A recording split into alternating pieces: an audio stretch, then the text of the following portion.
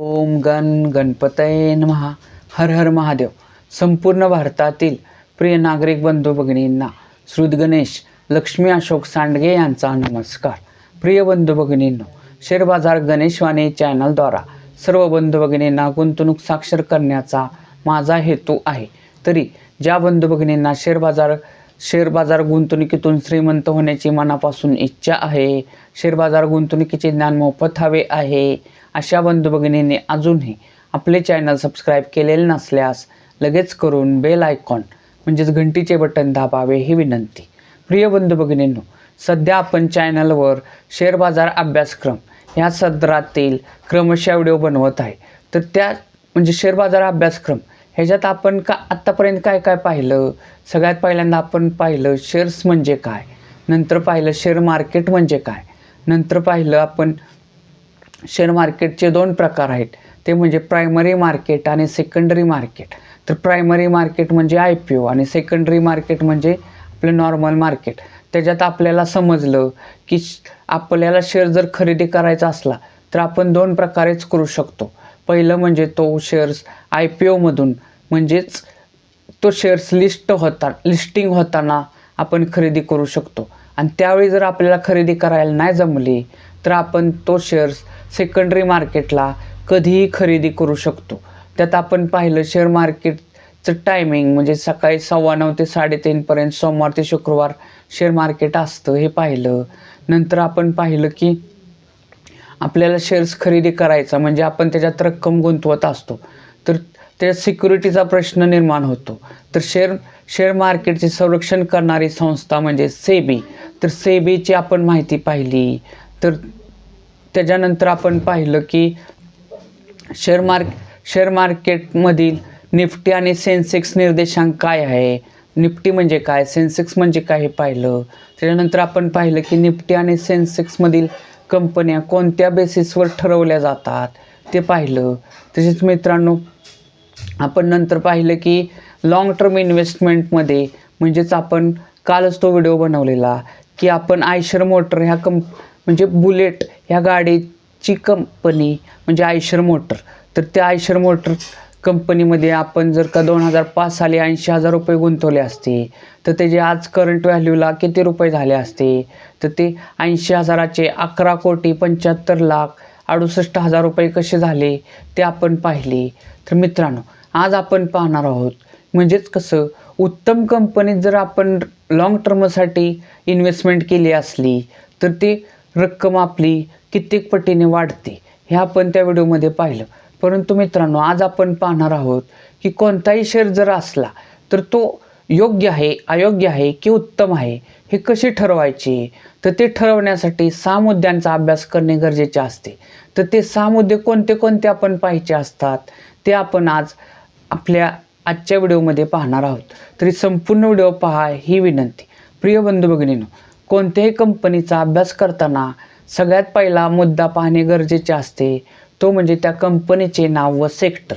तर मित्रांनो, ह्या मुद्द्यांवरून आपल्याला काय समजतं की एखादी कंपनी आहे आणि तिचा सेक्टर जर आपण बघितला तर त्याच्यावरून आपल्याला एक अंदाज येतो की बाबा ह्या सेक्टरला आत्ता किती मार्केट आहे, म्हणजे ह्या सेक्टरला पुढे किंमत येऊ शकते का याचा एक अंदाज येतो. नंतर दुसरा मुद्दा पाहणे गरजेचे असते, तो म्हणजे आपण ज्या कंपनीचा अभ्यास करतोय त्या कंपनीच्या शेअरची करंट व्हॅल्यू म्हणजे काय, तर आजची किंमत. तर मित्रांनो, ती पाहणे अत्यंत गरजेचे असते. करंट व्हॅल्यूमुळे आपल्याला काय समजते की आज जी किंमत आहे शेअरची ती 52वी खायपासून किती लांब आहे किंवा किती जवळ आहे हे करंट व्हॅल्यूनं समजत असतं. आणि आपण जर आत्ता शेअर्स खरेदी करायचा असला तर किती रुपये कमीत कमी गुंतवावे लागतील हे करंट व्हॅल्यूने समजतं. मित्रांनो, तिसरा मुद्दा पाहणे अत्यंत गरजेचे असते, तो म्हणजे त्या कंपनीच्या शेअरची 52वी खाय आणि 52वी क्लो किंमत.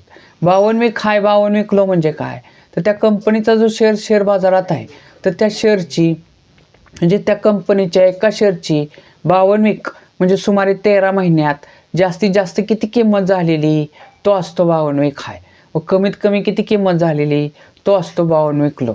म्हणजे ते पाहणे अत्यंत गरजेचे असते. त्यावरून आपल्याला काय समजतं की 52वी खायपासून आता करंट व्हॅल्यूमध्ये तो शेअर्स 52 वीकच्या हायच्या जवळ आहे की लोच्या जवळ आहे याचा एक आपल्याला अंदाज येतो. मित्रांनो, चौथा मुद्दा पाहणे अत्यंत गरजेचे असते, तो म्हणजे त्या कंपनीचं मार्केट कॅपिटल.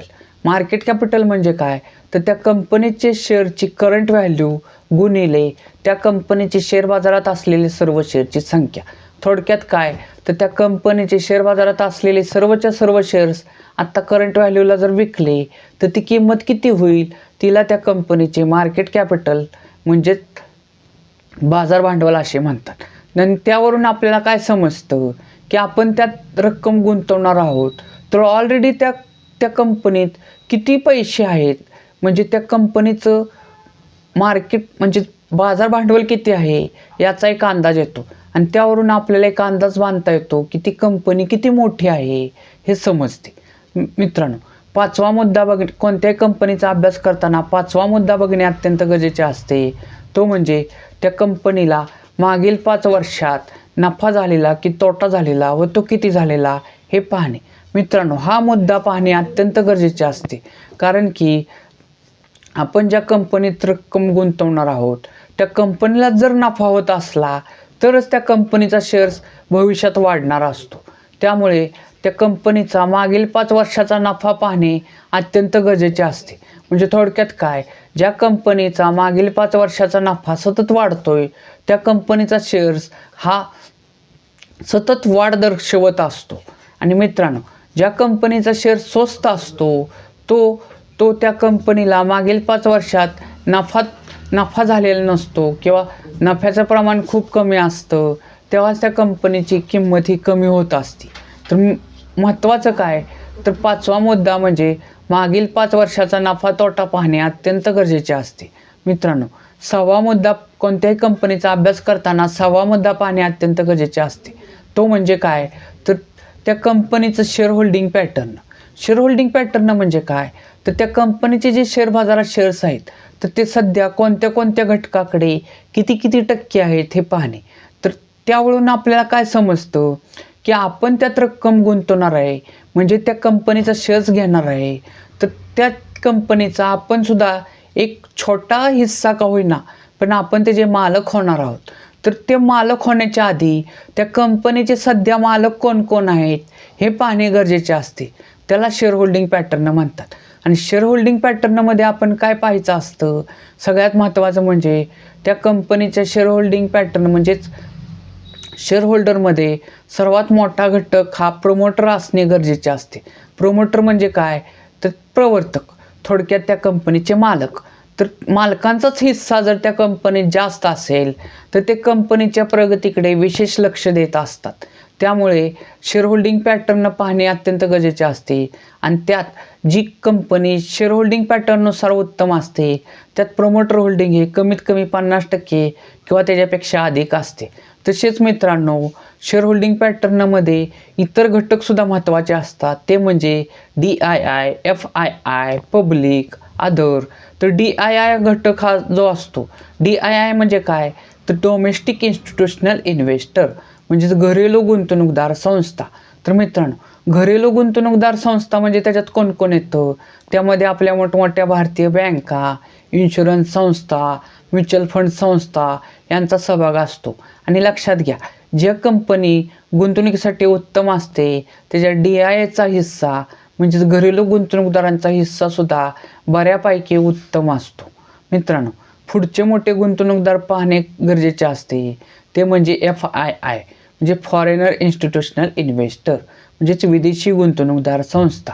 तर मित्रांनो, लक्षात घ्या, जो घटक म्हणजे विदेशी घटक आहे, जो घटक आपल्या भारतातल्या कंपन्यात रक्कम गुंतवणार आहे, तर साहजिकच तो त्या कंपनीचा प्रॉपरली खूप अभ्यास करूनच रक्कम गुंतवणारा असणार. कारण की तो आपल्या म्हणजेच परदेशातल्या कंपन्यात पैसे गुंतवतोय, ते म्हणजे आंधळी गुंतवणूक कधीच करणार नाही. त्यामुळे FIIचा हिस्सासुद्धा ज्या कंपनीत उत्तम असतो ती कंपनी गुंतवणुकीसाठी बऱ्यापैकी उत्तम समजली जाते. मित्रांनो, पुढचा मोठा गुंतवणूकदार पाहणे गरजेचं असतं, तो घटक असतो पब्लिक.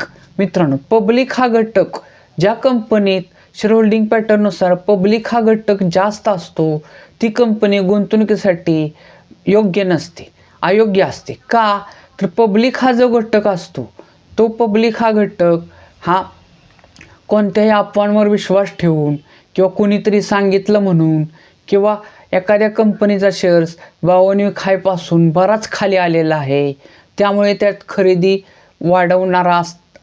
वाढवणारा असा घटक असतो तो म्हणजे पब्लिक. म्हणजे थोडक्यात तो अफवांवर विश्वास ठेवून कोणताही अभ्यास न करता केवळ स्वस्त आहे म्हणून खरेदी करणारा हा घटक असतो. तर पब्लिकचा हिस्सा ह्या उत्तम कंपनीत बऱ्यापैकी कमीत कमी असतो. तर मित्रांनो, आत्ताच आपण कोणत्याही कंपनीचा अभ्यास करताना 6 मुद्दे का पाहणे गरजेचे असते आणि त्या 6 मुद्द्यांवरून निष्कर्ष काय निघतो हे आपण आत्ता पाहिले. म्हणजेच काय तर कोणतीही कंपनी समजा तुम्हाला एखाद्याने खरेदी करण्यास सांगितली, कोणत्याही कंपनीचा शेअर्स खरेदी करण्यास सांगितला, तर ह्या 6 मुद्द्यांचा अभ्यास करूनच ती कंपनी गुंतवणुकीसाठी योग्य आहे, अयोग्य आहे की उत्तम आहे हे ठरवणे गरजेचे असते. आणि मित्रांनो, आपल्या चॅनलवर आपण आत्तापर्यंत जवळजवळ 220 कंपन्यांचे व्हिडिओ बनवलेले आहेत की ह्या 6 मुद्द्यांचा अभ्यास करूनच. तर ह्या 6 मुद्द्यांवरून ती कंपनी गुंतवणुकीसाठी योग्य आहे, अयोग्य आहे की उत्तम आहे हा निष्कर्ष असलेले क्रमशः आपण व्हिडिओ बनवलेले आहेत. तर तुम्हाला हव्या असलेल्या कंपनीचा जर व्हिडिओ त्यात असेल तर तो बघा. तुम्हाला त्या कंपनीचा बऱ्यापैकी रक्कम गुंतवावी की न गुंतवावी याचा एक आत्मविश्वास येईल. मित्रांनो, कोणत्याही कंपनीचा अभ्यास करताना 6 मुद्दे पाहून ती कंपनी गुंतवणुकीसाठी योग्य आहे, अयोग्य आहे की उत्तम आहे हे कसे ठरवावे याचा व्हिडिओ जर तुम्हाला आवडला असेल तर जास्तीत जास्त लाईक करा. कोणतीही अडचण किंवा समाधानी असाल तर कमेंट करा. तसेच आपल्या आप्तेष्टांना आपल्या चॅनलवरील सर्व व्हिडिओ शेअर करा. तसेच तुम्ही अजून पाहिले नसतील तर व्हिडिओ पहा. तसेच मित्रांनो, आपण जे शेअर बाजार अभ्यासक्रम हे सदर चालू केलेला आहे त्याचे सुमारे आत्तापर्यंत 11 ते 12 व्हिडिओ झालेले आहेत. त्याचे मी एक स्वतंत्र प्लेलिस्ट बनवलेली आहे, तर ती प्लेलिस्ट पहा. ह्या व्हिडिओच्या डिस्क्रिप्शनमध्ये मी ती प्लेलिस्ट ठेवणार आहे. तर मित्रांनो, क्रमशः व्हिडिओ पहा. तुम्हाला शेअर बाजाराची बेसिक माहिती उत्तम प्रकारे समजेल याची मी खात्री देतो. मित्रांनो, भारत माता की जय.